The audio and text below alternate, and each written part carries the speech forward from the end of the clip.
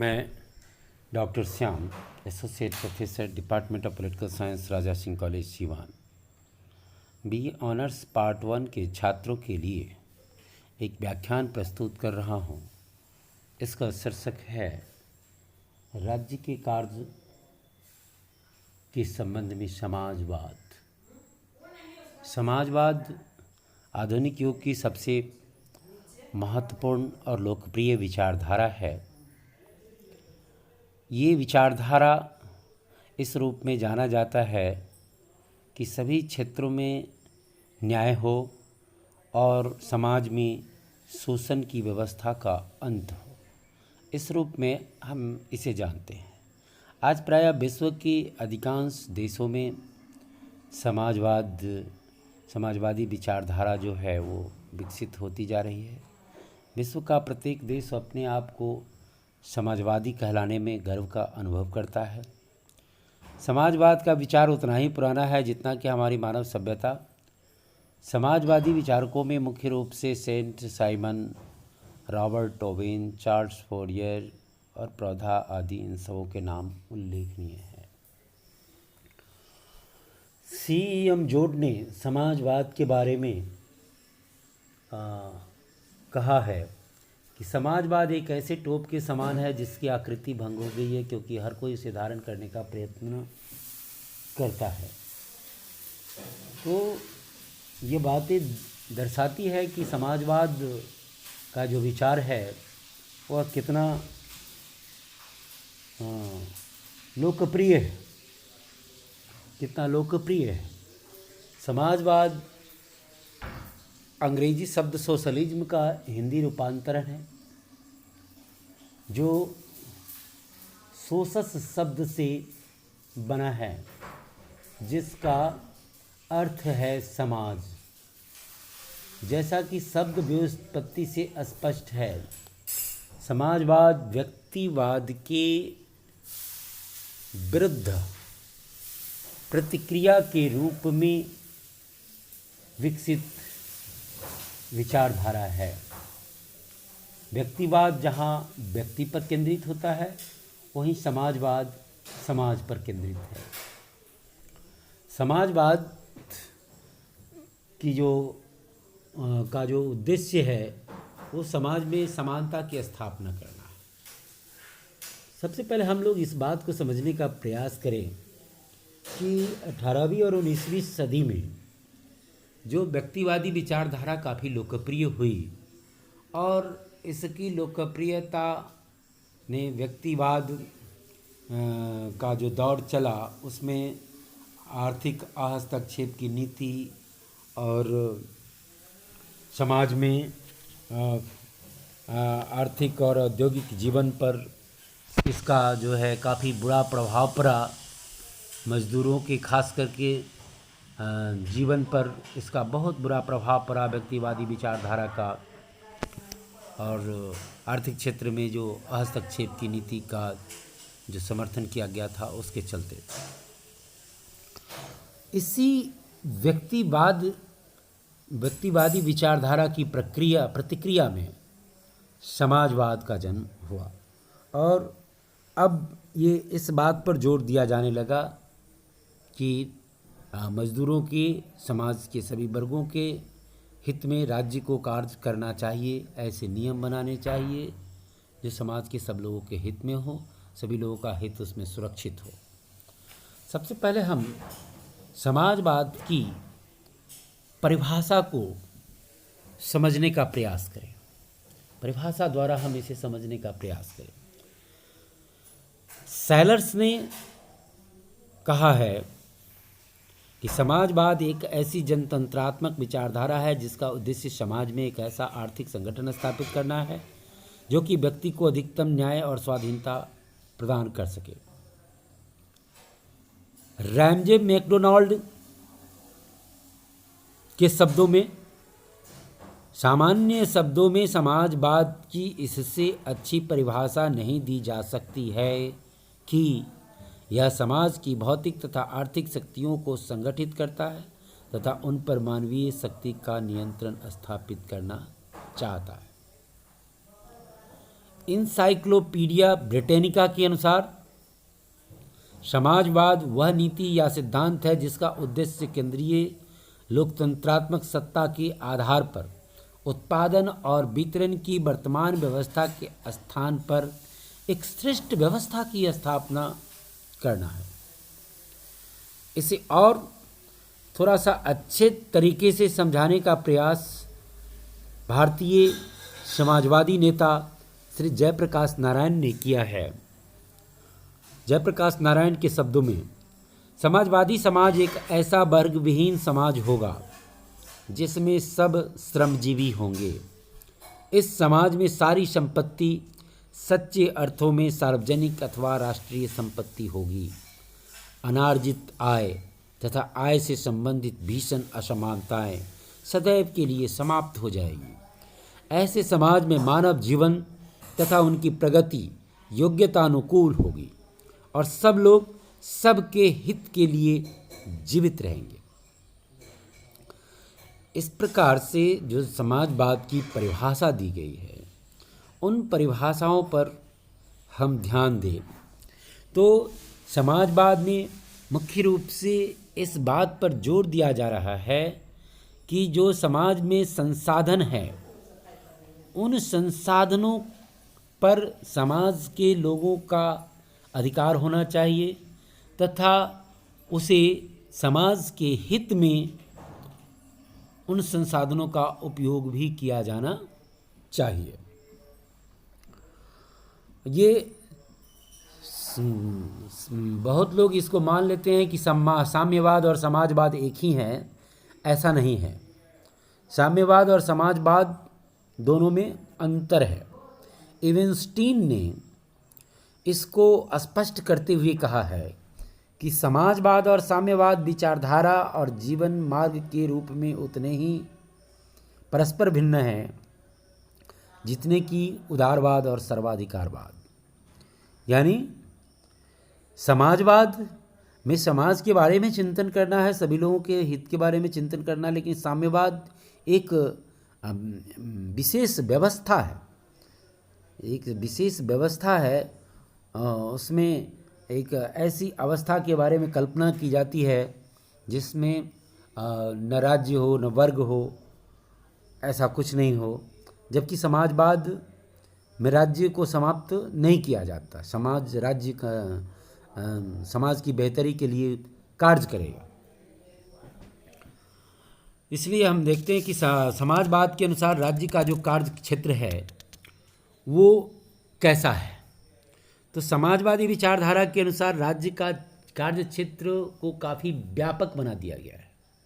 पहले जो राज्य का कार्य क्षेत्र था वह काफ़ी सीमित था। पुलिस स्टेट के रूप में राज्य थी जिसका कार्य जनता से केवल कर वसूलना था। जब व्यक्तिवादी विचारधारा में भी हम क्या देखते हैं कि राज्य के कार्यों को सीमित करने का प्रयास किया गया। यानी कहा गया कि राज्य को व्यक्ति के कार्यों में कम से कम हस्तक्षेप करना चाहिए। आर्थिक क्षेत्रों में भी उसका हस्तक्षेप न्यूनतम होना चाहिए। लेकिन समाजवाद में ऐसा नहीं है। समाजवादी विचारधारा में राज्य के कार्यक्षेत्र में बहुत ज़्यादा व्यापकता लाने का प्रयास किया गया है। इसमें व्यक्ति के जीवन के प्रत्येक क्षेत्र को समाहित किया गया है।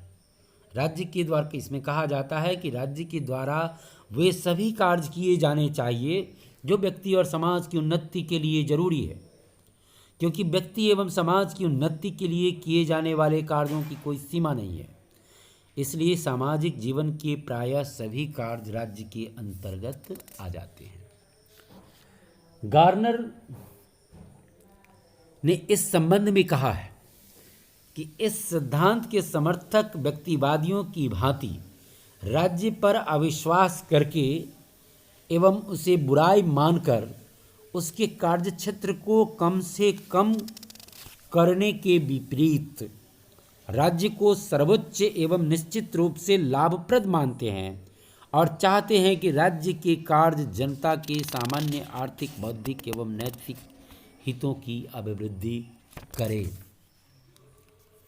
तो इस प्रकार से ये हम देखते हैं कि समाजवादी व्यवस्था में, समाजवादी विचारधारा में राज्य को आंतरिक और बाहरी दोनों तरह के कार्यों के साथ सुरक्षा, न्याय व्यवस्था, सार्वजनिक शिक्षा, इन सभी कार्यों की स्वास्थ्य, शिक्षा, स्वास्थ्य आदि के प्रबंध के साथ ही ये भी कहा जाता है कि उसे उत्पादन में वृद्धि का प्रयास करना चाहिए, साथ ही साथ आर्थिक विषमता को भी कम करने का प्रयास करना चाहिए। इतना ही नहीं, राज्य को जनता के लिए स्वस्थ मनोरंजन का भी प्रबंध करना चाहिए, उसे समाज में अपाहिज अपंग व्यक्तियों की सहायता के लिए भी, साथ ही साथ अंतर्राष्ट्रीय क्षेत्र में भी सहयोग और शांति की स्थापना के लिए प्रयास करना चाहिए। इस तरह से राज्य के कार्य क्षेत्र को काफ़ी विस्तृत और व्यापक बना देता है समाजवाद। समाजवाद के समर्थन में कुछ बातें कही जाती हैं, जैसे सबसे पहले ये कहा जाता है कि समाजवाद जो है ये व्यक्तिवादी विकृतियों का निवारण करता है। यानी व्यक्तिवादी व्यवस्था में पूंजीपति द्वारा लाभ को दृष्टि में रखते हुए संपूर्ण औद्योगिक व्यवस्था का संचालन किया जाता है।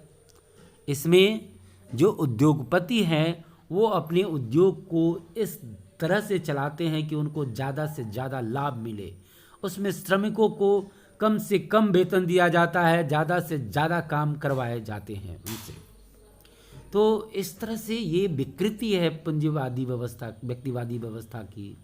इससे समाजवाद में इन विकृतियों को दूर करने का प्रयास किया जाता है। दूसरा ये कहा जाता है कि समाजवादी व्यवस्था जो है वो न्याय पर आधारित है। न्याय की मांग ये है कि जिस तरह से प्रकृति के साधनों पर हर व्यक्ति का अधिकार है, उसी तरह से भूमि तथा उत्पादन के अन्य साधनों पर भी किसी व्यक्ति या वर्ग का अधिकार नहीं होकर के बल्कि संपूर्ण समाज का अधिकार होना चाहिए, संपूर्ण समाज का नियंत्रण होना चाहिए। और इन सभी संसाधनों का उपयोग समाज के सभी व्यक्तियों के लाभ को ध्यान में रखते हुए किया जाना चाहिए। इस तरह से समाजवादी व्यवस्था न्याय पर आधारित व्यवस्था है। ये समाजवादी व्यवस्था आंगिक एकता के सिद्धांत पर भी आधारित है। आंगिक एकता कहने का तात्पर्य ये है कि व्यक्ति और समाज दोनों एक ही है। दोनों, ऐसा नहीं कि व्यक्ति अलग है और समाज अलग है, व्यक्ति के हित अलग है और समाज के हित अलग है, बल्कि दोनों का जो संबंध है वह एक शरीर और शरीर के अंगों की तरह है। जैसे समाज एक शरीर है तो व्यक्ति उसके अंग है, और दोनों के हित एक दूसरे की पूरक हैं, विरोधी नहीं है। फिर कहा जाता है कि समाजवाद संघर्ष के स्थान पर सहयोग को बढ़ावा देता है। यानी व्यक्तिवाद वर्ग आंतरिक क्षेत्र में वर्ग संघर्ष को तथा बाहरी क्षेत्र में युद्ध को जन्म देता है व्यक्तिवाद से। लेकिन समाजवाद में दोनों क्षेत्रों में संघर्ष के स्थान पर सहयोग को प्रतिष्ठित किया जाता है। नेक्स्ट है, इसके समर्थन में कहा जाता है कि समाजवादी व्यवस्था लोकतंत्र की अनुरूप है। जैसा कि हम सभी जानते हैं कि लोकतंत्रीय व्यवस्था जो है वो समानता के सिद्धांत पर आधारित है, और समानता के सिद्धांत पर आधारित होने के चलते समाज में समानता होना जरूरी है। और जब तक आर्थिक समानता नहीं स्थापित होगी तब तक राजनीतिक समानता या अन्य समानता मात्र दिखावा बन करके रह जाएगी। तो समाजवाद आर्थिक क्षेत्र में समाजवाद जो है वो आर्थिक क्षेत्र में समानता लाने का प्रयास करता है, इसलिए यह लोकतंत्र के अनुरूप है। दूसरा नेक्स्ट जो है, ये धारणा समाजवाद ज़्यादा स्वाभाविक है। इसके पक्ष में तर्क दिया जाता है और ये कहा जाता है कि पूंजीवाद की अपेक्षा समाजवाद स्वाभाविक है, नेचुरल है, प्राकृतिक है। यानी जैसे प्रकृति, जल, वायु ये सब प्रदान करने में किसी व्यक्ति के साथ कोई भेदभाव नहीं करता है, उसी तरह से ये जरूरी है कि भूमि संपदा, खनिज पदार्थ आदि अन्य संसाधनों पर भी कोई भेदभाव नहीं किया जाना चाहिए और सभी लोगों का समान नियंत्रण होना चाहिए, सबके हितों में उसका उपयोग किया जाना चाहिए। इस प्रकार समाजवाद जो है पूंजीवाद के विरुद्ध एक बहुत ही सुंदर समाज का उदाहरण हमारे सामने प्रस्तुत करता है। फिर भी इसकी आलोचना कई आधारों पर की जाती है। सबसे पहले इसकी आलोचना इस आधार पर की जाती है कि समाजवाद में उत्पादन क्षमता में कमी आ जाती है, चूँकि इसमें जितने भी लोग कार्य करते हैं वो समझते हैं उनको कि वो जितना कार्य भी करेंगे उनको ज़्यादा वेतन नहीं मिलेगा, जो निश्चित वेतन है उतना ही वेतन मिलेगा, और जो कार्य करेंगे उसका व्यक्तिगत लाभ उसे नहीं होगा। और ये कहा जाता है कि मनुष्य जो है व्यक्तिगत लाभ की प्रेरणा, व्यक्तिगत लाभ से प्रेरित होकर के ज़्यादा कार्य करता है। तो ऐसी स्थिति में उनको ज़्यादा वेतन मिलता नहीं है, इसलिए ये आलसी बन जाते हैं, और आलसी बन जाते हैं तो उत्पादन की व्यवस्था जो है इससे उत्पादन की क्षमता में कमी आ जाती है। फिर नौकरशाही का विकास, ये आलोचना की जाती है कि चूँकि समाजवादी व्यवस्था में उद्योगों पर राजकीय नियंत्रण होगा, वो सरकारी पदाधिकारियों के नियंत्रण में उद्योग धंधे चलाए जाएंगे, और सरकारी अधिकारियों के हाथ में आ जाने के कारण नौकरशाही का विकास होगा। और नौकरशाही का विकास जब होता है तो उसमें काम की गति जो है मंद हो जाती है, छोटा से छोटा कार्य, साधारण से साधारण कार्य में भी देरी लगती है। ऐसे घूसखोरी, भ्रष्टाचार आदि की स्थिति बढ़ जाती है।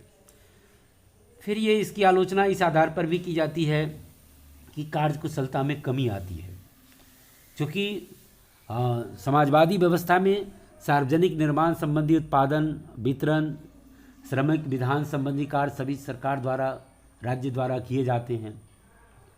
और इस संबंध में आलोचकों का कहना है कि राज्य के हाथ में सभी कार्य आ जाने से ये कार्य ठीक प्रकार से नहीं हो पाते।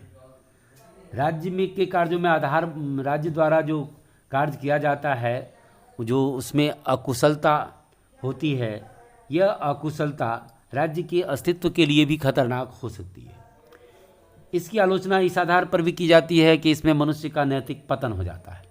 समाजवादी व्यवस्था के अंतर्गत सभी कार्यों को करने की शक्ति राज्य के हाथ में आ जाने से व्यक्ति में आत्मनिर्भरता, आत्मविश्वास, साहस, नैतिक गुण ये सब खत्म हो जाएंगे, ऐसा कहा जाता है, और मनुष्य आलसी और अकर्मण्य बन जाएंगे। इसकी आलोचना इस आधार पर भी की जाती है कि व्यक्तिवादी स्वतंत्रता का अंत हो जाएगा। समाजवाद में राज्य के कार्य इतने अधिक बढ़ जाएंगे, राज्य की शक्तियाँ इतनी ज़्यादा हो जाएगी कि इसमें वह जो है राज्य व्यक्ति के प्रत्येक क्षेत्र में, जीवन के प्रत्येक क्षेत्र में हस्तक्षेप करने लगेगा, और इस तरह से व्यक्तिवादी स्वतंत्रता का अंत हो जाएगा या व्यक्तिवादी स्वतंत्रता में कमी आ जाएगी। इसकी आलोचना इस आधार पर भी की जाती है कि यह ज़्यादा खर्चीली होती है। समाजवादी व्यवस्था ज़्यादा खर्चीली होती है, क्योंकि पूंजीवादी व्यवस्था की अपेक्षा इसमें खर्च अधिक होगा, क्योंकि सरकार के द्वारा किसी भी प्रकार का जो कार्य किया जाता है, छोटा से छोटा भी कार्य किया जाता है, तो उसमें ज़्यादा कर्मचारी रखने पड़ते हैं, लोग कम काम करते हैं, इसलिए ये व्यवस्था ज़्यादा खर्चीली है।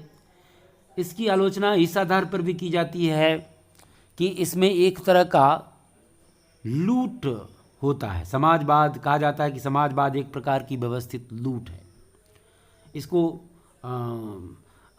कुछ लोग जो आलोचना करते हैं कहते हैं कि धनिक वर्ग अपने विवेक और परिश्रम के कारण धनवान बनता है, और धनिकों से, अमीरों से उनका धन छीन करके उसे गरीबों में बांट देना ये कहीं से भी न्यायपूर्ण नहीं है।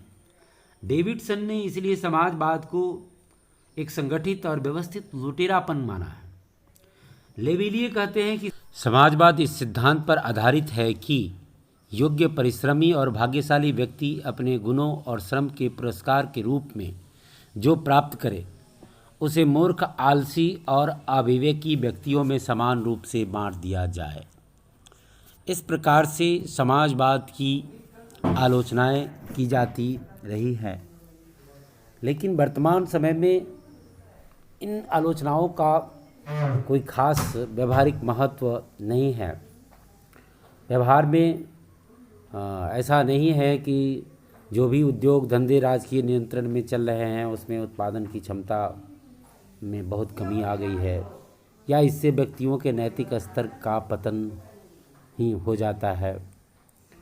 बहुत सारे देशों ने वर्तमान में ये जिस उत्साह से समाजवादी व्यवस्था को अपनाने के लिए प्रयास किया है, उससे इस समाजवादी कार्यक्रम की उपादेयता यानी महत्व स्वतः ही स्पष्ट हो जाता है। इसी के साथ मैं आज के व्याख्यान को विराम देता हूँ। धन्यवाद।